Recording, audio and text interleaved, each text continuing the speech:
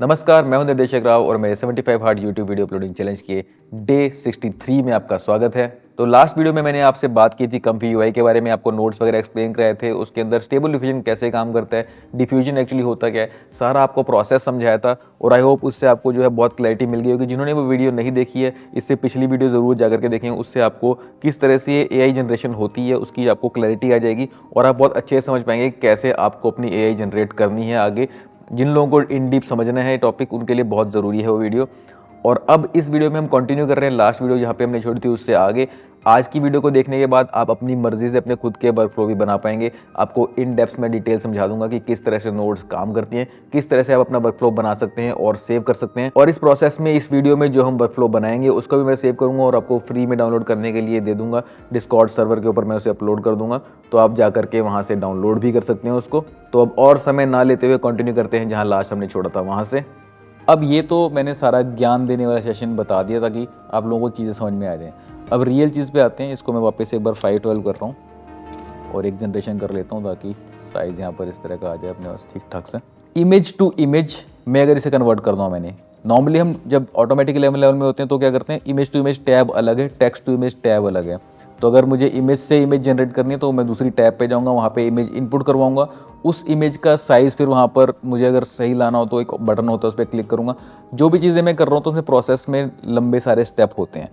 इस केस में अगर मुझे इसी चीज़ को कन्वर्ट करना है इमेज टू इमेज में, तो मैं यहाँ पर डबल क्लिक करता हूँ।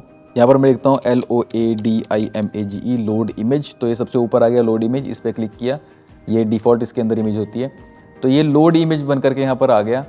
अब मैं ये जो लेटेंट के अंदर इमेज जा रही है इसको हटा देता हूँ। ठीक है, मैं चाहता हूँ कि यहाँ पर लेटेंट इमेज के अंदर ये वाली इमेज जाए।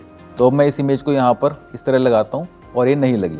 तो आप कहोगे कि अब मतलब ये तो लेटेंट इमेज तो यहाँ पर लगनी चाहिए, नहीं लगी। उसका रीज़न ये है क्योंकि यहाँ पर इमेज नहीं चाहिए, लेटेंट इमेज चाहिए। एक और चीज़ मैं आपको बताता हूँ, इसमें ब्लू डॉट लगा हुआ है ना इमेज के आगे, तो ये ब्लू आउटपुट है, ये किसी ब्लू इनपुट में ही जुड़ेगी। ये सब कलर कोडेड है। अगर आप देखेंगे यहाँ पर आउटपुट ऑरेंज है, ऑरेंज में ही जुड़ रही है। ये ऑरेंज आउटपुट ऑरेंज इनपुट में जुड़ रही है। इधर येलो है, इन दोनों में फ़र्क है, ये थोड़ा सा ऑरेंज है, थोड़ा सा येलो है।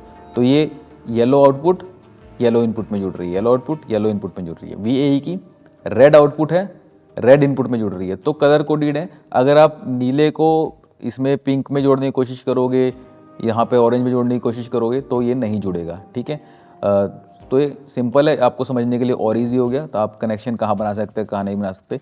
इसका मतलब आपको यहाँ पर पिंक चाहिए कोई चीज़, ठीक है। और लेटेंट इमेज क्या है, वही जो डिफ्यूज वाली चीज़ मैं आपको बोल रहा था ना, जो कंप्यूटर की भाषा में है। ये हमारी भाषा की इमेज है, यहाँ पर फोटो में नज़र आ रही है। इसको पहले हमें कंप्यूटर की भाषा में कन्वर्ट करना पड़ेगा। अगेन कैसे कन्वर्ट होगा समझ ही गए आप। डीकोड कैसे किया था वैसे एनकोड करना पड़ेगा। ठीक है, तो कंप्यूटर से अपनी भाषा में लाने के लिए डीकोड किया था, अब अपनी भाषा से कंप्यूटर की भाषा में ले जाने के लिए एनकोड करेंगे। तो यहाँ पे मैं डबल क्लिक करता हूँ और लिखता हूँ VAE, और यहाँ पर डीकोड एनकोड दोनों के ऑप्शन है। ये एनकोड वाले पे आपने क्लिक करना है। VAE एनकोड यहाँ पर आ गया। अब देख रहे हो ब्लू और ब्लू है, तो इमेज को मैंने पिक्सल्स में कन्वर्ट कर दिया, राइट। और यहाँ से अब जो लेटेंट इन्फॉर्मेशन है इसको मैं जोड़ दूंगा यहाँ पर। सिंपली कनेक्ट हो गया। तो नोड्स मुश्किल नहीं है, इसको मैं यहाँ पर पीछे कर देता हूँ। उसकी वजह से ज़रूरत भी नहीं, डिलीट भी कर दो, कोई प्रॉब्लम नहीं है। और यहाँ पर अब आपकी इमेज इनपुट जा रही है, इधर जा रही है और लेटेंट इमेज में जा रही है, राइट। अब मैं इसको अगर कंट्रोल एंटर प्रेस करता हूँ तो एक एरर आएगा। मैं आपको फिर भी करके दिखाता हूँ ताकि आपको क्लैरिटी हो कि वो क्यों आता है और उससे बचना कैसे। कंट्रोल एंटर मैंने प्रेस किया, यहाँ पर आ गया prompt output failed, validation VAE encode, require input is missing. Close करो इसको। जहाँ पे भी एरर आता है उस नोड को ये हाईलाइट कर देते कॉम्फी यूआई। तो ये नोड हाईलाइटेड है। यहाँ पर VAE जो है कह रहे हैं यहाँ पर मिसिंग है, क्योंकि मैंने आपको बताया था ना आपके मॉडल से आपको VAE इन्फॉर्मेशन लेनी है। तो इस रेड को उठा करके आप इस रेड पे कनेक्ट करोगे। अब ये कनेक्शन बन गया। अब अगर आप कंट्रोल एंटर प्रेस करोगे तो ये चल जाएगा पूरा, यहाँ पर आपका प्रोसेसिंग हो जाएगी और ये बॉटल बन गई है। अब आप कहोगे कि ये इमेज आपने जो इनपुट दी इससे क्या हुआ। इससे दो चीज़ें हुई। एक तो ये 512x512 की बजाय यहाँ पर जो भी इमेज साइज़ आप डालोगे वो इमेज साइज़ ऑटोमेटिकली आ जाएगा। आपको ऑटोमेटिक 1111 की तरह वहाँ पर वैल्यूज़ डालना है, कोई बटन क्लिक करके उसको रीसाइज़ वगैरह वाली चीज़ करने की ज़रूरत नहीं है, राइट। दूसरी चीज़ ये हुई यहाँ पर कि ये इमेज जो है यहाँ पर क्यों नज़र नहीं आ रही, उसका रीज़न ये कि डी नॉइजिंग यहाँ पर अभी 100% है। मैंने आपको पहले बताया था ना, टेक्स्ट टू इमेज में हमेशा ये 100% रखनी है, बट इस केस में हम एक इमेज से स्टार्ट हो रहे हैं, तो ये इमेज तो बेस मिल रखा है इसको ऑलरेडी। तो अगर यहाँ पर मैं 0 करता हूँ, आपको याद है 0 करने पे एरर आ जाएगा, तो एरर दोबारा आएगा, मैं आपको फिर भी करके दिखा रहा हूँ, कंट्रोल एंटर, ये सेम एरर आ जाएगा। तो मिनिमम अगर इसको मैं 0.1 कर लेता हूँ मान लो, और फिर कंट्रोल एंटर प्रेस करता हूँ, तो ये क्या करेगा, इसको बिल्कुल कम डिनोइज करेगा। तो एज इट इज़ ये इमेज यहाँ पर आ गई। अगर आप बहुत ध्यान से देखोगे तो ये जैसे क्रिस्प है थोड़ी सी, इसके आसपास जाओगे बहुत थोड़ा सा फ़र्क है, तो ऑलमोस्ट वैसी की वैसी इमेज यहाँ पर बन करके आ गई है। अगर मैं इसको 0.5 करता हूँ 50%, अब मैं कंट्रोल एंटर प्रेस करता हूँ, अब ये थोड़ा ज़्यादा डिनोइज होगा।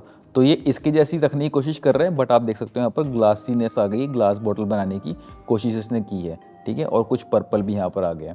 थोड़ा और इसको बढ़ाता हूँ 0.7, कंट्रोल एंटर, अब ये ज़्यादा हमारे प्रॉम्प्ट की तरफ जाएगा, देख रहे हो। और ये बॉटल बन गई है, उसके अंदर पर्पल है, पीछे ग्रीन बैकग्राउंड है, और ये ओवरऑल शेप जो है जैसे इसके बालों की जो भी थी उसको भी यहाँ पर रखने की कोशिश कर रहा है। तो चलो ऐसा तो आपको बनाना ही होगा। एक अब कोई लॉजिकल एग्जांपल यहाँ पर ले लेते हैं। यहाँ पर मेरे पास कुछ इमेजेस पड़ी हुई हैं। एक ही मेरे पास ऋतिक की इमेज है, मैं इसे उठा करके इधर ड्रैग ड्रॉप करके यहाँ लोड इमेज वाले टैब पे डालता हूँ, तो कोई भी इमेज आप यहाँ डाल सकते हैं, ठीक है। अभी आपने देखा इसकी रेजोल्यूशन अलग है उससे, और यहाँ पर मैं देखता हूँ कितनी रेजोल्यूशन है इसकी, ये 350x500 है। तो ये 350 इसकी जो है चौड़ाई है और 500 पिक्सल इसकी हाइट है। अब अगर मैं कंट्रोल एंटर प्रेस करूँगा तो देखना अपने आप इसी साइज़ की इमेज आएगी। कंट्रोल एंटर मैंने प्रेस किया और इमेज इस तरह की आ गई। इस केस में इस इमेज को यहाँ पर बेस रख करके इसने बनाने की कोशिश की, तो यहाँ पर अब वैल्यू 0.7 पे पूरा का पूरा ये जार बन रहा है, ठीक है। अगर मैं इसको 0.5 करता हूँ तो हर इमेज के ऊपर भी डिपेंड करेगा कि कितना वहाँ की रिजेम्बलेंस आ रही है। 0.5 करने पे ये पर्पल आ गया है, इसके हाथ में बॉटल आ गई है, और ये कैरेक्टर का पोज सेम है, राइट। आप देख सकते हैं सिमिलर पोज है जो ऋतिक का यहाँ पर। इसको मैं बड़ा कर देता हूँ ताकि थोड़ा सा क्लियरली ये चीज़ नज़र आ जाए आपको। और इनफैक्ट मैं इसको इस तरफ रख देता हूँ इसके साथ ही, ताकि हम इसको मैच कर सकें उससे, ठीक है। अब ये वाली हमारी जो फोटोग्राफ है हमारी बन करके आ रही है। अब मैं कंट्रोल एंटर दोबारा प्रेस करूँगा, ये दोबारा जनरेशन कर देगा। तो ये इमेज जो है इस इमेज को कितना फॉलो कर रही है, जितना मैं कम करते जाऊँगा, अगेन 0.1 कर दूंगा बिल्कुल कम, कंट्रोल एंटर, तो यही ऑलमोस्ट ऋतिक की इमेज आ जाएगी। बट अगर आप ध्यान से देखेंगे तो ये ऋतिक है और ये कुछ और बन गया है, मिलता जुलता है ऋतिक से, ठीक है। तो जो लोअर वैल्यूज़ है उसके ऊपर भी जो है डिफरेंस आता है। अगर मैं इसको और छोटा कर दूँ, मान लो 0.01 कर देता हूँ, अब मैं कंट्रोल एंटर प्रेस करता हूँ तो और भी कम डिफरेंस आएगा। अब ये ऑलमोस्ट यही इमेज है, बट बहुत ध्यान से अगर आप देखोगे तो आपको डिफरेंस दिख रहा होगा कि इसमें कुछ चेंज हो गया है, ठीक है। थोड़ा सा फ़र्क है इसके अंदर, आंखों के पास देखो है ना, यहाँ पर थोड़ा सा डिफरेंस यहाँ पर आपको नज़र आ जाएगा। अब मान लो आपको कुछ थोड़ा बहुत फन एक्सपेरिमेंट करना है, ये बॉटल को हटाते हैं। यहाँ पर अपने टेक्स्ट में आप लिखो जापानीज़ मैन, ठीक है। और यहाँ पर मैं जापानीज़ की स्पेलिंग ठीक कर लेता हूँ, तो मैंने यहाँ पर लिख दिया जापानीज़ मैन। अब अगर मैं यहाँ पर 1 करता हूँ डीनोइजिंग को, तो क्या होगा, ये टोटली जापानीज़ मैन यहाँ पर आ गया। थोड़ा सा इसको ऊपर कर देते हैं, इनको थोड़ा पास ले आते हैं, राइट। तो फुल डीनोइजिंग पे मैं कंट्रोल एंटर प्रेस करता हूँ, अभी बिल्कुल जापानीज़ मैन आ गया। और ये ज़रूरी नहीं कि इसको बिल्कुल भी फॉलो नहीं कर रहा, बेसिकली अब ये इमेज को बिल्कुल इग्नोर कर रहा है, क्योंकि यहाँ पर फ्रंट आ गया, फेस आ गया है ना, यहाँ पर इस तरह का दिख भी नहीं रहा। तो ये कुछ भी रैंडम इमेजेस यहाँ पर जनरेट होगी। अभी हाफ बॉडी ऊपर की आ गई। तो जितनी मर्जी जनरेशन करो आप, बिल्कुल भी इससे कोई चीज़ नहीं लेगा, ना वो कपड़े इससे ले रहा है, ठीक है, ना वो पॉस्चर इससे ले रहा है। स्टिल एक चीज़ हो रही है कि फिर भी कहीं ना कहीं ये पोर्ट्रेट बनाने की कोशिश कर रहा है, इतनी इन्फॉर्मेशन इससे अभी भी ले रहा है, ठीक है। ऐसा नहीं कि फुल बॉडी यहाँ पर नज़र आ रही है। कि मैं एक और बार प्रेस करता हूँ तो मल्टीपल मैंने टाइम्स ट्राई किया, ये अपर बॉडी को ही ले रहा है, तो कुछ ना कुछ बहुत माइन्यूट सा इफेक्ट इससे आ रहा है। अगर मैं इसको, मैंने आपको बताया जैसे 0.01 कर देता हूँ, तो बिल्कुल ही ये इसको सेम रखने की कोशिश करेगा, बहुत थोड़ा सा टच आएगा, ठीक है। अगर मैं इसको 0.1 करता हूँ तो आपको क्या दिखाई देगा कि ऋतिक अगर सच में जापानीज़ होता तो कैसा नज़र आता है ना। तो मैं यहाँ पर क्लिक करता हूँ, तो this is kind of Japanese version for Hrithik. और कंट्रोल एंटर प्रेस करो, देखो, ठीक है। तो ये लग रहा है कि नहीं, ज़्यादा चेंज हो गया है, ये व्यक्ति ऋतिक जैसा बिल्कुल नहीं लग रहा, तो थोड़ा और कम करते हैं इसको, 0.1 की बजाय 0.05 कर लेते हैं। अब देखते हैं उससे क्या होता है। So this could be Hrithik's Japanese doppelganger, right. तो अगर आपको इस तरह का कुछ करना हो कि किसी सेलिब्रिटी को थोड़ा बहुत जापानीज़ या थोड़ा और वो करना हो, ठीक है, यहाँ पर अगर आप कर देते हो साउथ अफ्रीकन मैन, अब देखते हैं इसका कितना असर होता है सेम 0.05 वेट के ऊपर।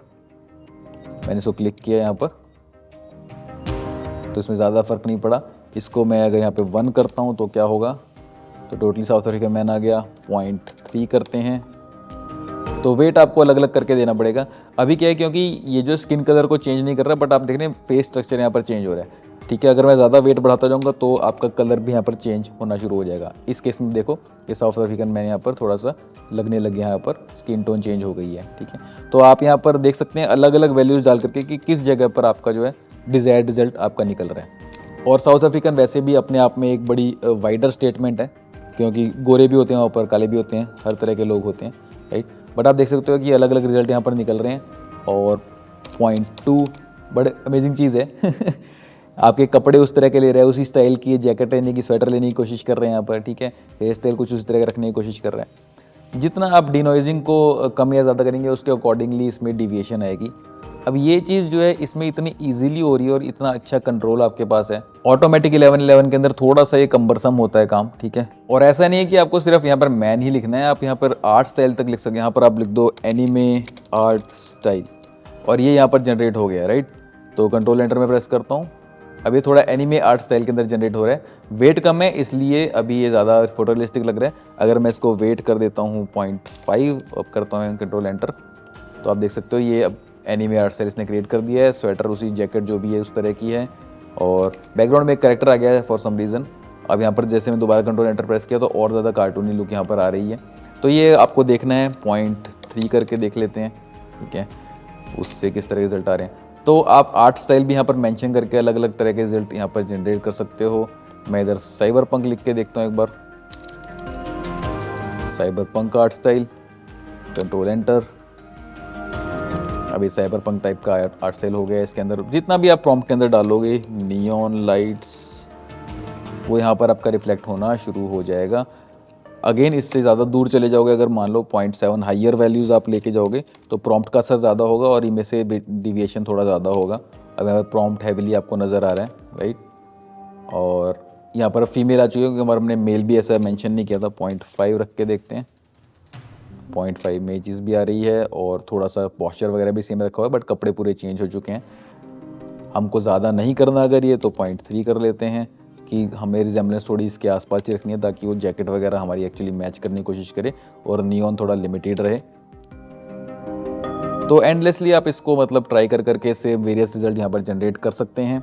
तो इस तरह से आपका इमेज टू इमेज वर्कफ्लो आप खुद बना सकते हैं, राइट। और इसकी अरेंजमेंट आपको जैसे समझ में आती है वैसे कर सकते हैं। ये मैंने इधर सिर्फ कंपेरिजन के लिए रखा था, यहाँ पर आप इसको वापस ला सकते हैं, ऐसे रखना ऐसे रख सकते हैं। इसके बाद अगर इसको आपको सेव करना हो तो सिंपली आपको जो है यहाँ पर, मैं इसको थोड़ा वैसे क्लीन अप कर देता हूँ ताकि सेव करके आप लोग को दे देता हूँ फ्री में, राइट। डिस्कॉर्ड सर्वर पर डाल देता हूँ इसको। तो यहाँ पर आपकी फाइनल इमेज आ रही है और यहाँ पे आपको इनपुट इमेज डालनी है, ठीक है।